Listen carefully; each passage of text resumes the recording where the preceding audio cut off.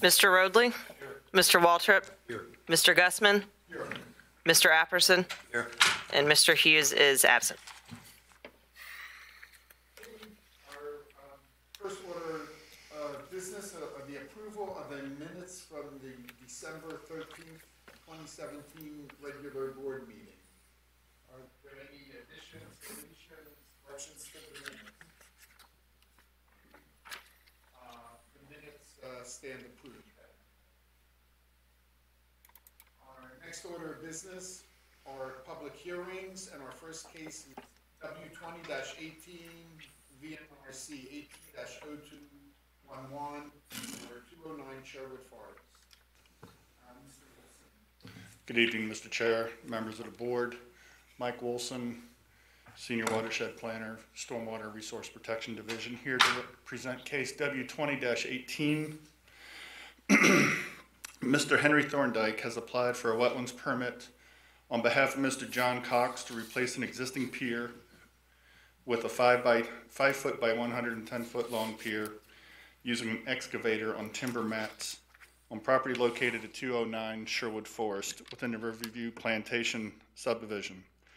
Property is further identified as James City County Parcel 173020007. Back in April 2009, a special committee of the Wetlands Board was assembled to address staff concerns concerning wetland impacts on certain open pile structures. Staff concerns were based on observations from several projects. The special committee recommended that a wetlands permit be required for the construction of open pile structures proposed in tidal vegetated wetlands. In those cases where staff has valid reasons to anticipate that the construction of such a structure may result in the alteration of the natural wetland vegetation. The circumstances in this case meet those requirements. The issue before this board is not the pier, as it is a non-commercial open pile structure exempt from needing a local wetlands permit, but the manner of constructing that pier and the wetland impacts that may occur from that construction. The pier will extend approximately 70 feet through vegetated tidal wetlands. Potential impacts that may occur are approximately 700 square feet and may be permanent or temporary.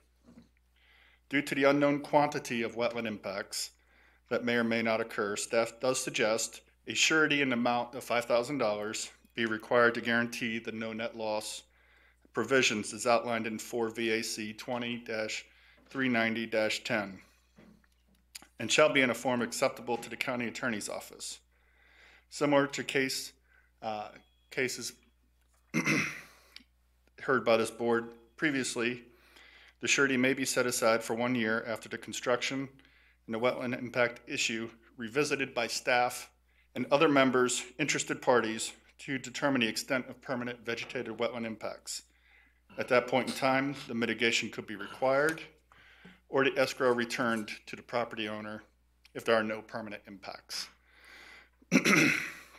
Staff does recommend approval of this application, and should the board wish to approve, staff does suggest the following conditions be incorporated into that approval: that the applicant obtain any other necessary local, federal, or state permits required, that prior to construction, a pre-construction meeting may be held on site, that a payment of the $100 application fee payable to the James City County Treasurer be made, that a surety in the amount of $5,000 to guarantee the no net loss wetland policy is outlined in 4 VAC 20-390-10. The surety shall be in a form acceptable to the county attorney's office, that a meeting take place no less than 1 year post-construction to determine the extent of wetland impacts. Staff shall invite representatives of the regulatory agencies dealing with tidal wetlands, Virginia Institute of Marine Science, the applicant, the agent, contractor, and any interested wetland board members to this meeting. It will be determined at that meeting the extent of wetland impacts, whether they exist from the construction. Staff will make a presentation at the next scheduled Wetlands Board meeting. Following that meeting, regarding the extent of any of those impacts, and make a recommendation to the board regarding mitigation. That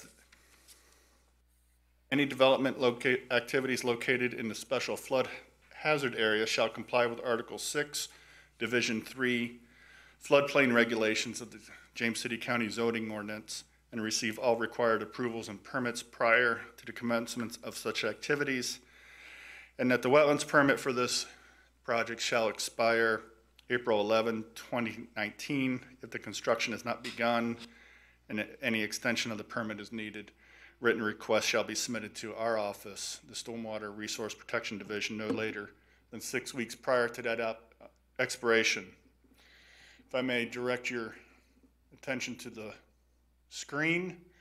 Again, the applicant request is to replace an existing pier with a 5 by 110 foot pier using an excavator on timber mats. Subject parcel located in Riverview Plantation, immediately adjacent to the York River. Existing pier. Existing topography on site.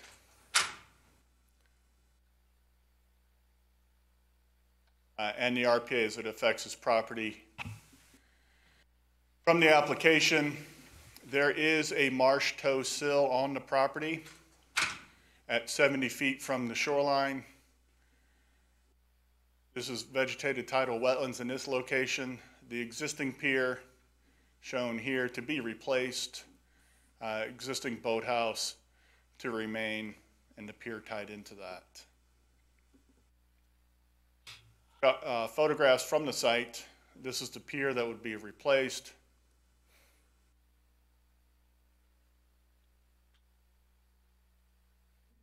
Location of the wetland vegetation. From the shoreline, looking at where the pier intersects the uplands, and then from the house looking over across to the pier. Again, permit conditions, should the board wish to approve, that any other necessary federal, state, local permits would be required, that there is a pre-construction meeting prior to the pier being built, payment of the $100 application fee for the board payable to the James City County Treasurer, a surety of $5,000 required to guarantee the mitigation plantings, should they be required, that a meeting take place no less than 1 year post-construction after is complete to determine the extent, if any, of wetland impacts. That any development activities or all development activities located within the special flood hazard area shall comply with the zoning ordinance, Article 6, Division 3, floodplain area regulations, and receive all required approvals, and that the expiration date for this permit be April 11, 2019. Any written request for extension shall be submitted to our office no later than 6 weeks prior to that expiration date. I'd be happy to answer any questions the board may have regarding this application. This is a new requirement, the compliance with the floodplain regulations. Could you just explain to us what that entails? Certainly. Certain structures aren't required to get building permits. This, without getting into staff knowledge of what structures require building permits and which don't in the floodplain, this is a catch-all. It is to guarantee that any of the construction within the floodplain does meet our current requirements. It is a state requirement and the federal FEMA, the floodplain that we are concerned with. Does that answer your question, or do you need more more detail or less detail? More. Are there things that are required to do, or? Well, flood proofing of electrical would be one example in a case like this. Okay. The existing boathouse may or may not be required to be upgraded. This would ensure that the electrical components there are upgraded to be flood proofed. Oh, okay. All right. Well, that makes sense. Any other questions for the staff? Okay. At this time, I'd like to open the public hearing. Would the applicant like to come forward and address the board?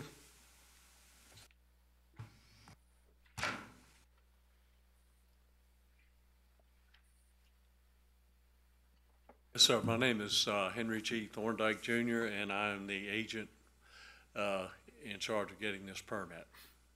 Okay. Do you have any remarks, or are you just here to answer questions? Well, I think everything's pretty straightforward. You know, he's got some deteriorating poles and stuff in there that need to be replaced, and the easiest thing to do, in my opinion, would just be to pull the whole thing out and start over. That way, tie everything together, everything would be much stronger in that regard. Any questions for the applicant? I mean, excuse me, as Mike said, we're not here to approve the pier. It's the Right. installation method that Mhm. the potential impacts to wetlands. Are you fairly comfortable that the method will allow those wetlands to regenerate? Oh, absolutely. Yeah. I've done it quite often. Usually within, especially if you do it early, right now, by June, you wouldn't even know we were in there. Could you explain how you would put that in? Sir? Could you explain how you would build that to me? Well, the thing is to pull the whole thing out first, probably approach from the offshore to the marsh toe. Once you get to the marsh toe, you walk the excavator, you put log mats in the marsh, and then you walk the excavator right across the marsh toe onto the marsh. They'll use 2 log mats. Basically, you leapfrog the log mats around as you go to shore. Once you're done, walk back, go back on the barge, and you're done. And all the poles are driven and done. You're driving the pier, you're driving the poles from the water into the... Sir, use an excavator on the barge to drive all the poles until you get to the marsh, and then you just go straight across into the marsh. Any other questions? Wait a minute. Thank you. Okay.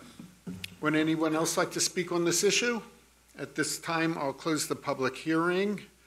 Any discussion from the board? Yeah. I'm always amazed that these projects, when they're done right, you come back a couple months later and you can't even tell. The marshes are very resilient. They recover very quickly. Okay. Any other comments? Would someone like to make a motion? Mr. Chairman, I make a motion that we adopt the resolution to grant permit for Wetlands Board case W-20-18 at 209 Sherwood Forest. Okay, we have a motion to adopt the resolution to grant the permit.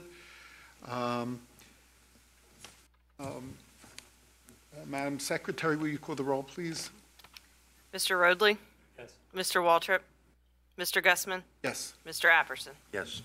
Okay, motion carries and the permit is granted. Thank you for coming out this evening.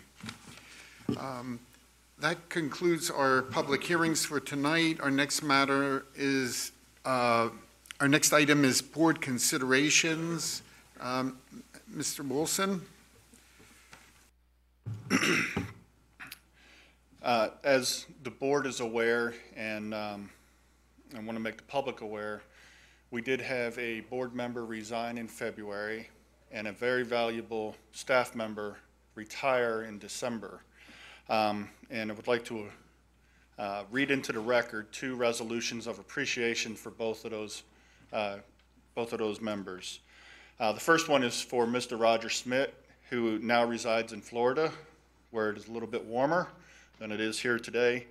And the resolution says, whereas Roger Schmidt served the citizens of James City County as a member of the Wetlands Board from May 2011 to February 2018, and whereas Roger Schmidt served the citizens of James City County as a member of the Chesapeake Bay Board from May 2011 to February 2018, And whereas his knowledge and guidance has assisted the boards in rendering fair and impartial decisions to protect the wetlands and natural resources in James City County, now therefore be it resolved that the Wetlands Board and the Chesapeake Bay Board of James City County do hereby proclaim with great appreciation to Roger Schmidt for his dedication, commitment, and exceptional service to the boards and to the citizens of James City County. Be it further resolved that the issuance of this resolution be entered into the official minutes of the Wetlands Board and the Chesapeake Bay Board of James City County. So ordered this day, April 11, 2018, by Mr. David Gussman, Chesapeake Bay Board, and Mr. John Hughes, Wetlands Board. And a similar resolution of appreciation for Ms. Melanie Davis, who is with us today, or tonight. If I could get her to stand, please, and join me at the podium one last time. Again, it says resolution of appreciation for service to the James City County Wetlands Board and Chesapeake Bay Board. Whereas Melanie J. Davis served the citizens of James City County as the secretary to the Wetlands Board from March 15, 2010 to November 2017. And whereas Melanie J. Davis served as citizens of James City County as secretary to the Chesapeake Bay Board from January 2013 to November 2017. And whereas her knowledge and guidance has assisted the boards in rendering fair and impartial decisions to protect the wetlands and natural resources in James City County. Now therefore be it resolved that the Wetlands Board and the Chesapeake Bay Board of James City County do hereby proclaim great appreciation to Melanie J. Davis for her dedication, commitment, and exceptional service to the boards and to the citizens of James City County. Be it further resolved that the issuance of this resolution be entered into the official minutes of the Wetlands Board and Chesapeake Bay Board of James City County. So ordered this day, April 11, 2018, by David Gussman, Chesapeake Bay Board, and Mr. John Hughes, Wetlands Board. Thank you. And on behalf of the board, I want to thank you, personally for your terrific service and dedication, keeping us straight at all those meetings. We really appreciate it. I appreciate this recognition. I obviously, the work I did for and with this board was some of the most rewarding work I did. I kind of miss it at times. Of course, the last few months you've had a lot of cases, so I'm glad I didn't have to process that paperwork. But regardless, obviously, the work that this board does and that the James City County does to protect the wetlands and the bay is very important. So keep up the good work. Thank you so much. Thank you. We just want to find out whether you're going to move to Florida too.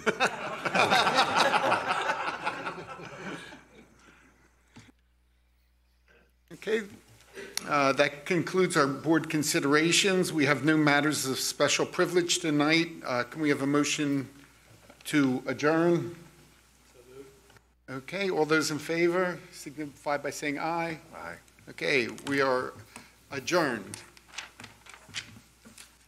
And at this time, I'd like to move on to the April 11th, 2018 meeting of the Chesapeake Bay Board. The responsibility of the Chesapeake Bay Board is to carry out locally the Commonwealth policy to protect against and minimize pollution and deposition of sediment in wetlands, streams, and lakes in James City County, which are tributaries of the Chesapeake Bay. Ms. Parman, will you call the roll, please? Mr. Roadley? Here. Mr. Waltrip? Here. Mr. Gussman? Here.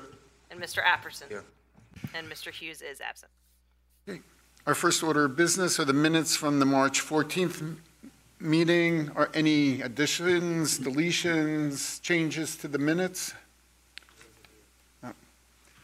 Then the minutes stand approved. Our next order of business are public hearings.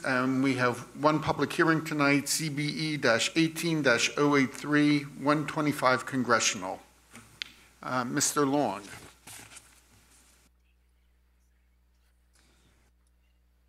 Good afternoon, Mr. Chair, members of the board. Trevor Long, Watershed Planner, here to present CBE-18-083, 125 Congressional. Mr. Larry Walk of Walkwright Construction has applied for a Chesapeake Bay exception on behalf of Eric and Renee Gibson for encroachments into the RPA buffer for the construction of a single-family dwelling on property located at 125 Congressional within Section 7 of the Fords Colony Division and the Powhatan Creek watershed. This case was brought before the board at the March 14th, 2018 Chesapeake Bay Board meeting and has been altered to better meet the requests of the board. The parcel was platted in 1987 prior to the adoption of the Chesapeake Bay Ordinance in 1990. Total impervious cover within the RPA is 5,468 square feet, totaling a 115 square foot reduction in disturbed area within the RPA from the original plan. Required mitigation for this amount of impact would be 16 planting units. Proposed planting consists of 16 planting units in addition to a bioretention area intended to treat stormwater runoff. Plantings associated with the bioretention area are not included in the mitigation plan. Therefore, the proposed mitigation exceeds requirements. The applicant has also proposed to enroll in the Turf Love program once construction is complete. This program will help alleviate problems associated with over-fertilization through things like soil testing, time of year, and rate of application of any fertilizers, there's soil amendments that may be used. Additionally, the applicant has proposed to use pipe gutters in order to minimize the effects of the impervious cover. Staff also requests the applicant record an affidavit in the land records of the Williamsburg-James City County Circuit Court regarding the environmental resource restrictions on this lot. It is because this dwelling impacts the 50-foot seaward RPA that this application is before the board tonight. Staff has reviewed the application and exception request and has determined impacts associated with the proposal to be major for the proposed development. Staff recommends approval of this exception request with the following conditions incorporated into the approval: that the applicant must obtain all other necessary federal, state, and local permits as required for the project, that a surety of $5,000 be required in a form acceptable to the county's attorney's office to guarantee the mitigation, including plantings, turf love program registration, and gravel under the deck. The bioretention feature will follow the standards and specifications found in the Virginia DEQ Stormwater Specification Number 9 Bioretention Current Version. The applicant must record an affidavit in the land records of the Williamsburg-James City County Circuit Court regarding the environmental resource restrictions on this lot. The approved resolution and the approved site plan shall be attached to such affidavit. And that this exception request approval shall become null and void if construction has not begun by April 11th, 2019, with written requests for an extension to be submitted to the Stormwater and Resource Protection Division no later than 6 weeks prior to the expiration date. If I can divert your attention to the screen. Again, the applicant requests to construct a single-family development at 125 Congressional, located within the Fords Colony Division, as shown in this vicinity map. Above is an aerial photography, photograph of the parcel, and showing the sanitary sewer adjacent to the property, with topography further indicating the resource protection area.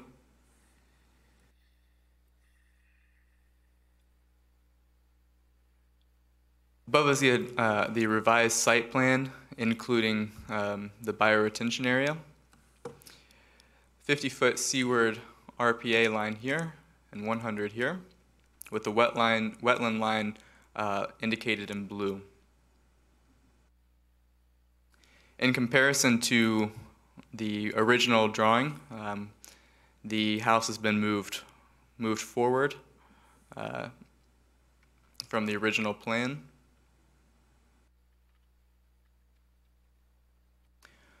Above shown the mitigation plan submitted by the applicant, including plantings and the associated bioretention area.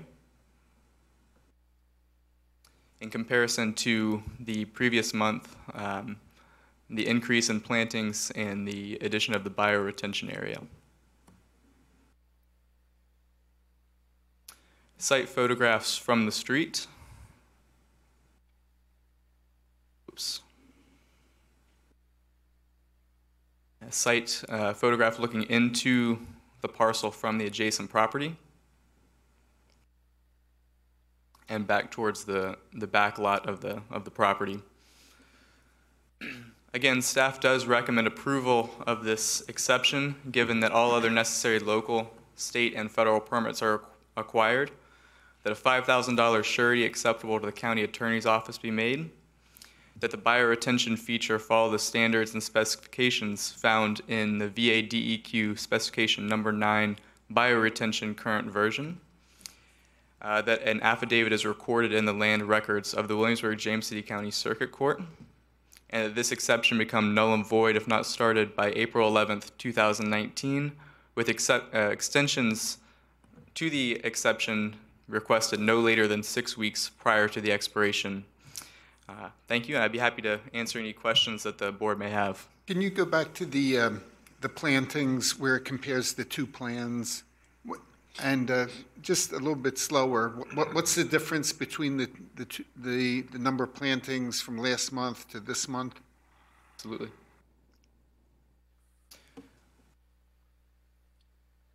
So, in comparison, more canopy trees associated towards the right of the house within the seaward 50-foot RPA and to the left of the house. The previous had less canopy trees and the bioretention area was not included. Those two features have been added to this proposal. What's it? Do you happen to have the numbers? How many canopy trees last time versus in this plan? I do not have the numbers. However, I will defer that question to the applicant. Okay. So we have increased plantings, and we have the addition of the bioretention basin, and the house has been pulled forward. How far? 3 feet, if that. 3 feet. Yes. Which translates into what's the reduction from the last time? The reduction would be 115 square feet. Okay, and those are the changes from last month. Yes, sir. Okay. Any other questions from the board for the staff?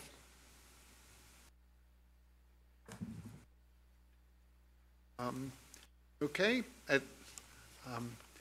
Thank you, Mr. Long. At this time, I'd like to open the public hearing. Would the applicant like to come forward and address the board?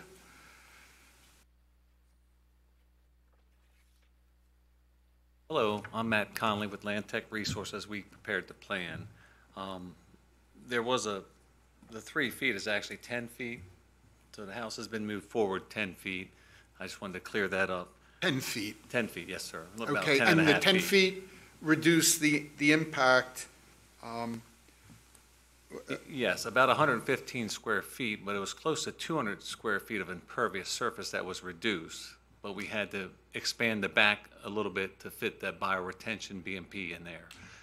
Also, what's shown on the plan is we've got a berm on the low side of the lot that will prevent any cross drainage runoff into the wetlands that will direct the water runoff directly to the BMP. Mr. Long, could you show us on the diagram where that is, or where's the berm? Right through here. Oh, okay. Yeah, so there's a drainage swale, but we've installed a berm or a proposed berm that will keep any, since the wetlands are right over here, we want to ensure that the 10-year storm will not encroach into the wetlands. So all that gets down into the BMP. On this side, the berm wasn't necessary because we're actually going to allow, it's about a third of this roof runoff that's coming onto this lot right now, and we've accepted that into the BMP as well. So you've got quite a bit of additional impervious area from the neighbor's lot that will be treated by this BMP. That plus the house was rotated a little bit to kind of give us an equal distance from these wetlands on that side and the ones on the other side. So we kind of got a little bit more of a couple feet we've added, but we've done the best that we could. We kind of I was watching the previous meeting on this, and you were saying get creative, and I took that to heart.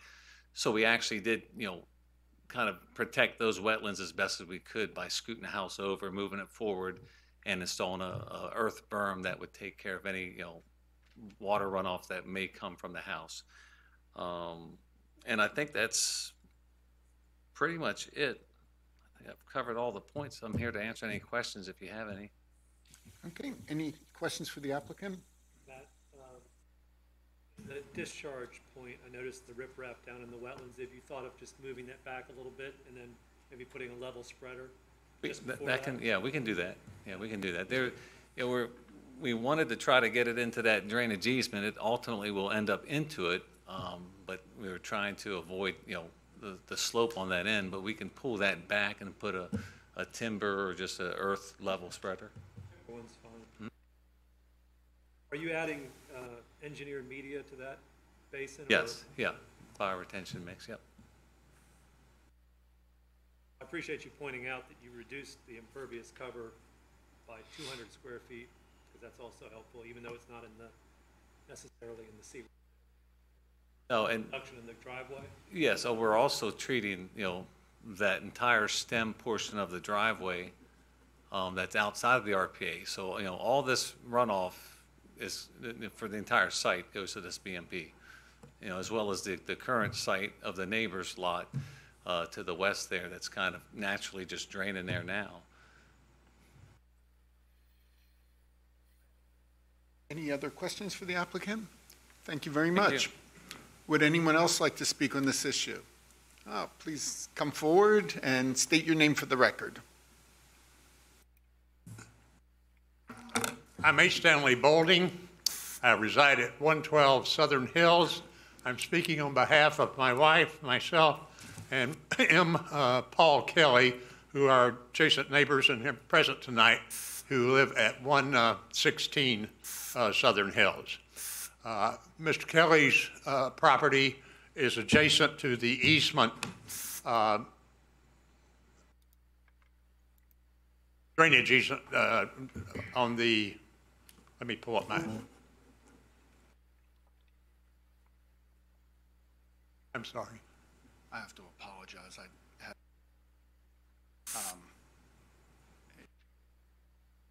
brought the wrong presentation. Okay. Real quick. Okay. Mr. Chairman, I apologize. He emailed me his presentation. I copied the wrong one. If you, hold on. Okay. Take your time.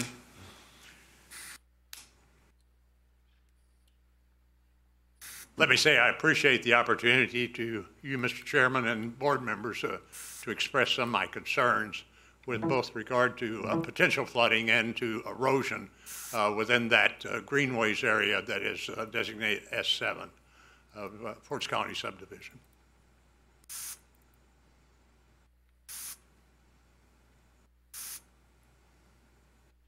All right, thank you.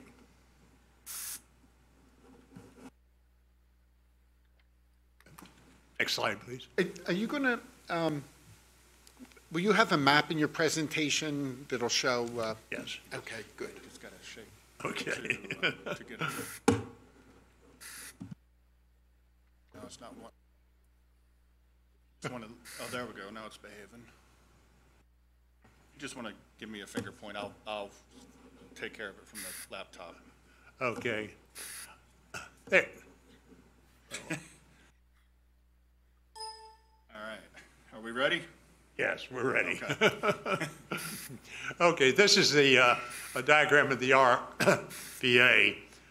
You see where I have designated the lot 88S7, which is the one under consideration. Next slide. The area within the oval, let me just read this. The stream within the greenway is S7 is shown in blue. The stream turns about 90 degrees from the north to the west, and then turns 90 degrees from the west to the south rather abruptly within the area that I've designated as within the oval. And there's been some erosion, as shown on the next slide, in that area. Some erosion has also occurred within the conservation area that is to the southwest of the parcel.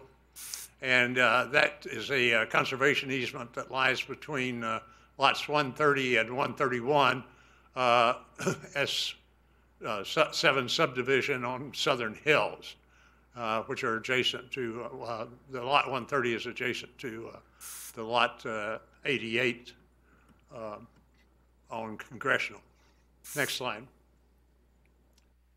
This is where this slide shows where the bend that was within the oval turns, and you can see some of the erosion that has occurred.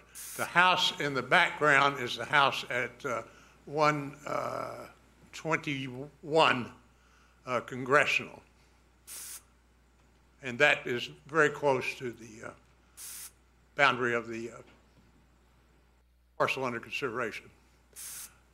This is a diagram beginning with the residence, the home on Southern Hills. At the bottom of the slide is occupied by my wife and I.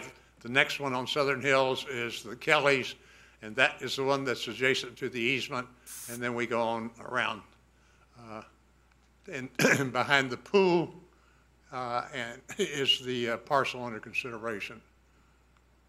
House of Congressional. Next slide. This is one of the major drainage areas for Congressional. You can,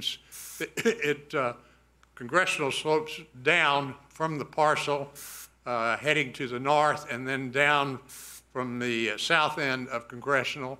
That area feeds both Congressional and also part of the subdivision in Spring Hill. Next slide, please.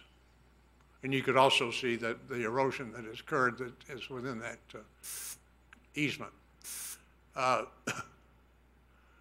Greenway S7 and associated RPA between the Edinburgh West and Firestone. There are conservation easements along Seminole, Edinburgh, Southern Hills, Spring Hill subdivisions that provide stormwater drainage into S7. S7 is relatively flat with a decline of approximately 8 feet from the north end to the south end of the Greenway.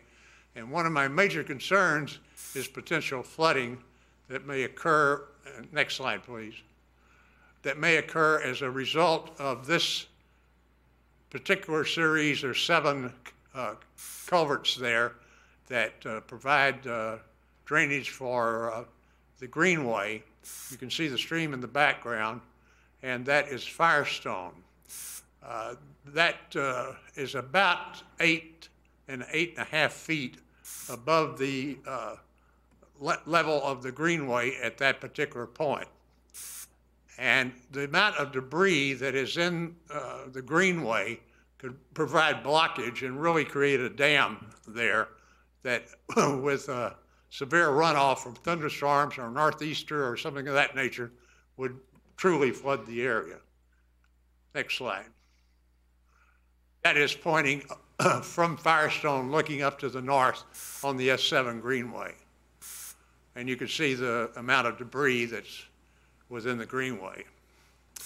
I might also add that there's significant leaf coverage in the Greenway because of the canopy cover, and there is very little vegetation underneath that leaf cover. So in a situation where you have flooding, you're going to have tremendous flow of debris up to that culvert. And you're also going to have considerable erosion because of the lack of vegetation beneath the leaves. Next slide. I'm sorry. Yeah. This is at the north end. Thank you. This is at the north end of the S7 that's looking on the other side, looking north on Edinburgh. That area goes up considerable ways in terms of drainage. There's a culvert beneath Edinburgh at that level that feeds into the S7. This is the S9A Greenway. Next, conservation easement. And this is looking down to the south. You can't see it, but that's quite a stream there coming on the other side of Edinburgh, going to the south, and is really the northern boundary of the S7. easement. The other concern that I have is on the other side of Firestone, and the amount of drainage that comes from all areas, going all the way up to Mead's, Windsor Mead, and Powhatan Secondary. It's really significant on the other side. You're sort of losing me on this one. Okay. Can you show me on this diagram the area you're talking about? Yes. I sort of lost. Yeah, there's an arrow there pointing up to the lot. Sarah, Mark, do we have a laser pointer? Oh, okay. I'm sorry. Let me.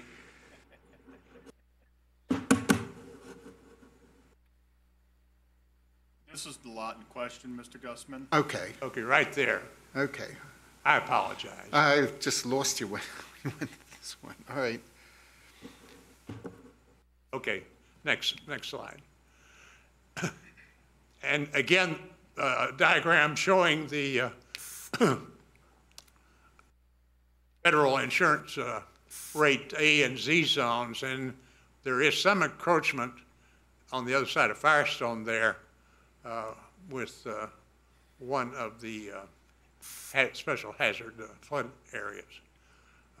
That area becomes pretty saturated, and if we had a northeaster or a hurricane, and that area was well flooded because of the tremendous flow that comes from into that area, I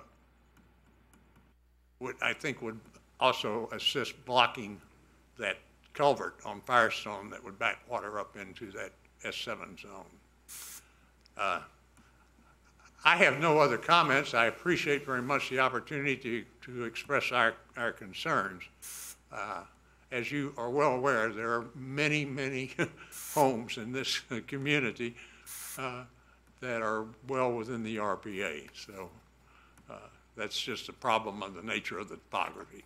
Thank you very much, Mr. Chairman. Dr. Boulding, to summarize though, your concerns are that the construction of this home on this lot may aggravate flooding in this area? Yes, and erosion.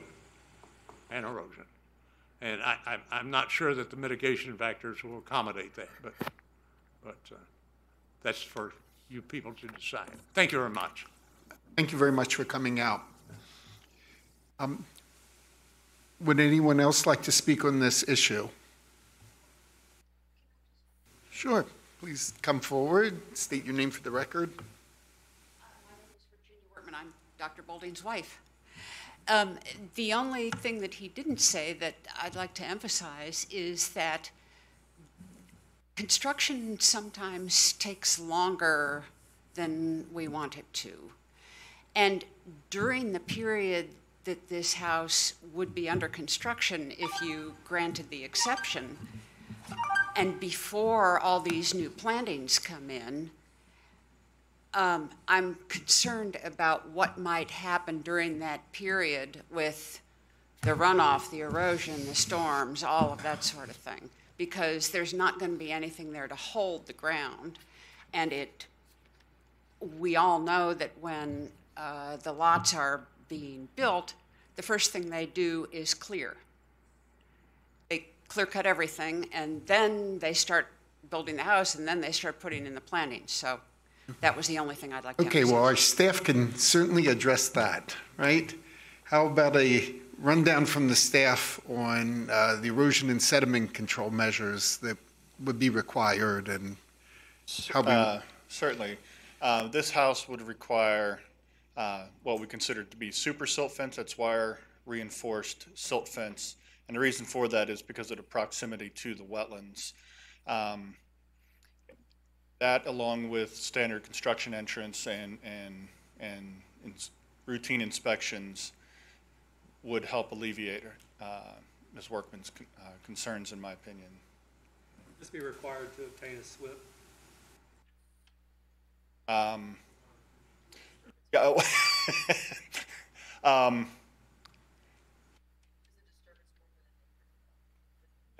No, it's not in the common, so. Does Does the staff have any other comments or any thoughts about this potential for flooding?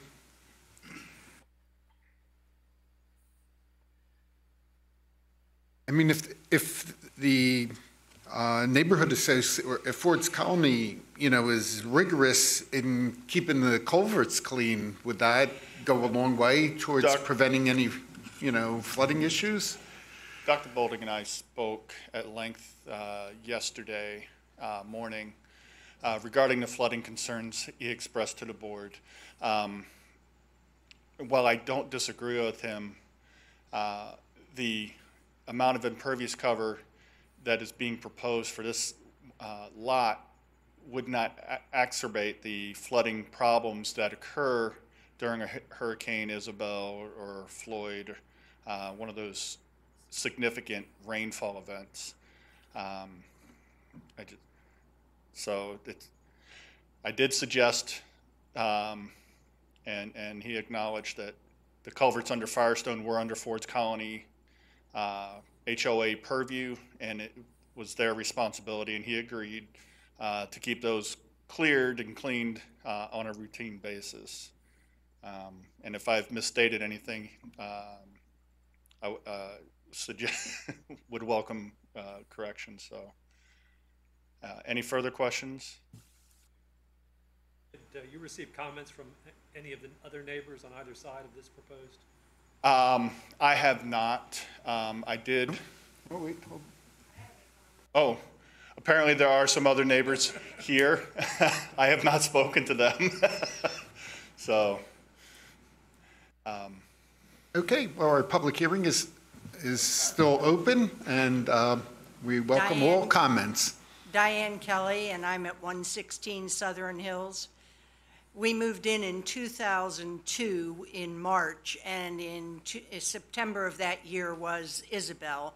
We had 7 trees come down on our house from that wetlands. All along that side of Southern Hills, people were damaged significantly from the wetland trees coming down. And I feel by taking more trees out, you're creating a tunnel for wind to come through there, which will uproot the shallow-rooted trees that are growing there. Okay, thank you. Public hearing's still open. Would anyone else like to come forward and speak? Come on up.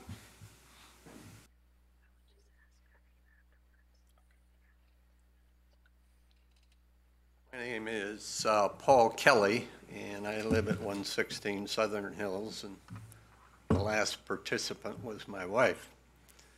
I guess I have a question as to who has the responsibility for maintaining the wetlands? There's a number of large trees that are down. There's a number of large trees that will go down at some point in time.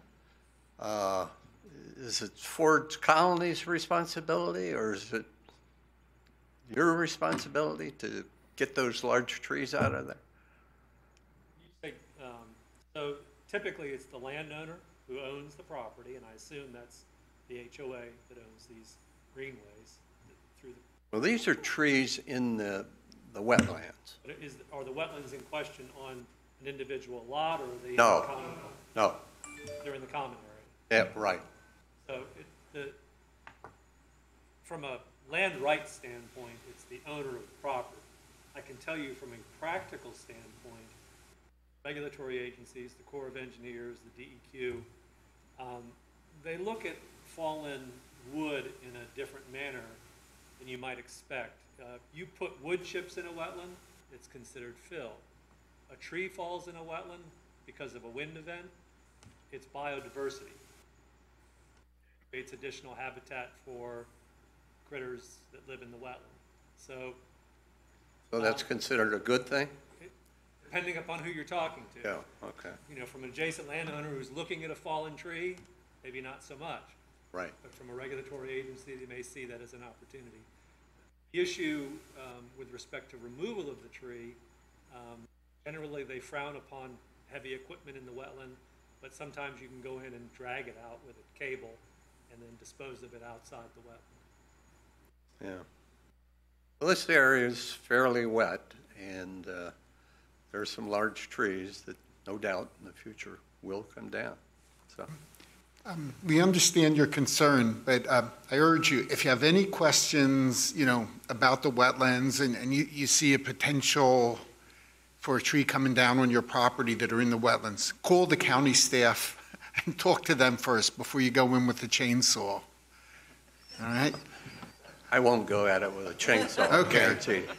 Before you cut anything down or go in there, just the staff will be really helpful. They understand the predicament and they'll work with you. But don't go in and just start cutting stuff because you're worried about it in the wetlands. Okay, good. Thank you. But we understand your concerns. Thank you. Thank you. Staff, want to add anything, any comments? None at this time. Okay, anybody else? At this time, I'll close the public hearing and open up for discussion from the board. Chairman, I can speak to this meeting and this meeting only. I was not present at the last meeting. But I do understand that there has been some effort on the part of the applicant to reduce the encroachment into the RPA as much as possible, reducing the impervious cover. The addition of a bioretention swale, BMP, really addresses my concerns for water quality, for water leaving the site, having been treated before they're discharged into the wetlands. So, I understand the concerns for flooding and erosion control.